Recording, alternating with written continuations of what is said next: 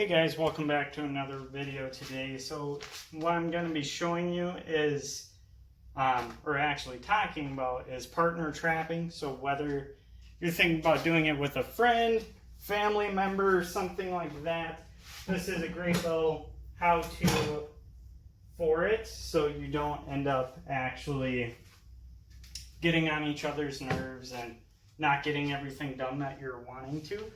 So in the meanwhile, I'll probably just be cleaning some stuff up here for us. But yeah, let's get on with it. So for this season and the season prior, me and my friend have been partner trapping. And then also, for the times that he's not able to do it or I'm not able to do it, able to pick up that slack and actually help get that done so we don't have traps out there that we're not watching or anything like that. So something you just got to be wary of when you start it up. So the first thing that you probably will want to discuss is who's going to take what days for traps, checking, and stuff like that. Say Monday through Friday you can't do it, but he can, but you're able to work on furs at night so he doesn't have to do the fur handling aspect of it. Boom, there you go. Make sure that you both agree to that. Make sure that either of you aren't not okay with that, because you don't want any feud or anything like that. So just make sure about that so you don't have any problems with it. The other thing that I would say is the main thing is trap preparation and stuff like that. So for me, I'm completely fine doing all the trap preparation on my own because I know it's done. I know it's done how I want it done, since I'm kind of particular about that stuff. And since my location is going to be the first one that actually gets trapped, all the traps are all ready to go here, so we don't have to transport it from his place to my place and then out to the field.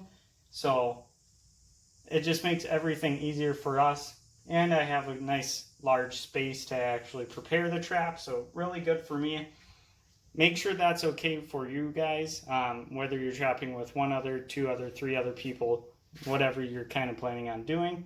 Make sure that is set up the way that you all are okay with. Don't just assume someone's okay doing all the trap preparation, because they might not be, and then they might get upset about it, and they will want a different chunk of the skin value at the end. So with that being said comes the price problem of it. So say you have 20 coyotes worth $20 a piece or whatever like that. You need to make sure that you are all on the same page for who's getting paid what out of your fur value at the end of the year or at the auction or whatever it takes. So say you make $1,000. Are you going to split that evenly, or is someone going to get more because they worked more than the other person? Is it going to be vice versa because the person bought the traps but you're using them, kind of thing? Make sure you get this down so you both are okay with it and there's no misunderstanding, because say you split it 50-50 down the middle. Super easy that way. You don't have to worry about anything. Both people are agreed on that. But say you're doing like 70-30 kind of percent, then that one person might get a little upset. The other person might even think that they should get more. You know, that's something that you really got to sit down and talk about. Make sure you both agree to it so you don't have problems where one person doesn't get what they think they should, and the other person gets upset about it. So make sure you both are on the same page with that. Overall, I would say partner trapping is a great way for beginner trappers or even kind of older trappers, since you don't have to go out there daily, depending on your actual scenario. Like for us, we're going to be taking roughly a week just doing straight hard trapping in the area. And then after that, we're going to split the line up. So we live pretty far away, so he's going to be coming down for a week, kind of thing like that. And then we're going to be trapping a really long line, probably 200 traps or so. So we're going to be doing that. And then once that week is up, we do have regular full-time jobs. He has to go back to work. I have to go back to work. I'm not going to be able look at 200 traps after my work every night, let alone the fur handling aspect of it. Especially if you have a really, really good trap line, that's going to be very difficult to keep up with. So what you're able to do is we're going to be cutting it. Basically, we'll pull all the traps that aren't producing, so that should take off a somewhat proportionate amount. And then we'll take those along with maybe some of the less producing traps. So you're able to split that up. So when he goes to go trap on his property and other locations, it actually will do pretty well. And it's not enough traps where it's overwhelming for either of us.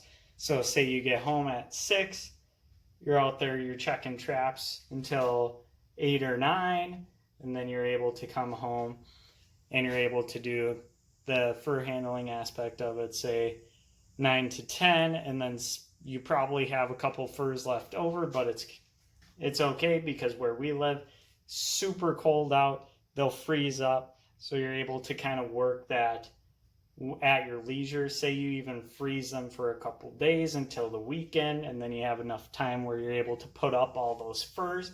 Super easy that way.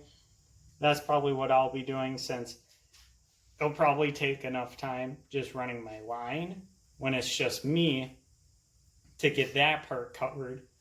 And then the weekends are going to be for the majority of the fur handling aspect. Hopefully I can get them all off the carcass and then freeze them just green like that. And then on the weekends, I'll probably come out early, get the heater started up, get those start to defrost so they roll out and they're ready to go for actually boarding and stuff like that. So yeah, that's kind of the part where it starts to get tricky for that actual splitting that price. So do you split it up to that point where you stop kind of working together, and then after that, whatever he gets and you get are different? Or are you just saying full season, 50-50 the whole time, or kind of whatever you're thinking for it? So those are all really good points to try to figure out. So make sure you guys talk to each other. If you don't have someone yet, but you're thinking of someone that might do it with you, highly recommend walking through that for them. Because yeah, you might not make money that first couple years depending on how you run your line and stuff like that, but you are going to get money out of it, and you need to know how to disperse those funds in between each other where both parties are happy and there's not going to be any confusion or anything like that. So then you both have what you wanted from the season, and then you're ready to go for the next season. And make sure that next season you don't want to change things up. Be like, hey, I was running like 50 sets. You're only running like 10 after we stopped working completely together. Is that something that we can rearrange and stuff like that? And most likely they'll say, yeah, no problem, completely understand. So make sure you check out with each other what's okay and what's not okay, especially if one person's buying a lot more than the other. Are they fine with a 50-50 split and the other person working a little more maybe? Or are they wanting something different to that? Or are they just basically going to give you the traps to use them, and then they're going to take 30% of what you make? These are all good questions to ask. Make sure you both understand exactly what you're going to get out of the season. So yeah, if you guys have any questions or anything like that, or if you want to share your experiences, leave them in the comments below. Love to hear more, as we've been doing it for a little bit, but it's always good to learn what other people do as well. So yeah, with that, thanks for watching.